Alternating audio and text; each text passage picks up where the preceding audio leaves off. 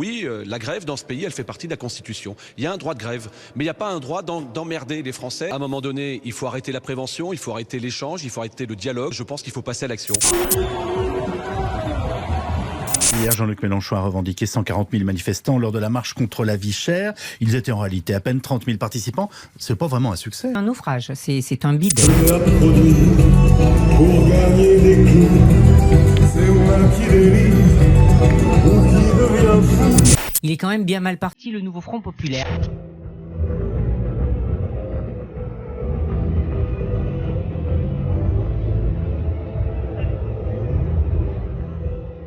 J'ai quand même envie de pousser quand même un coup de gueule. On voit vraiment que la CGT joue le rapport de force, elle joue peut-être l'embrasement, elle aimerait bien d'ailleurs que cette grève devienne générale. Je crois que le syndicalisme, ça se mesure aux avancées que ça obtient pour les salariés qu'il représente et pas au niveau d'emmerdement qu'il crée pour les Français.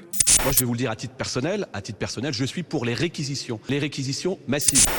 La précarité, la misère est encore plus présente aujourd'hui. Quand on voit une entreprise comme Total, quand on voit afficher ses profits, on se dit, nous tous, que c'est complètement naturel de partager. On augmente le taux d'imposition des dividendes, qui est aujourd'hui à 30%, à 35%. C'est profondément injuste. Et on est tous vraiment vénères de faire la queue, mais on comprend aussi la situation de ces salariés et on est de tout cœur avec eux. C'est pour ça que pour moi, c'est le ballon d'or du peuple. Voilà.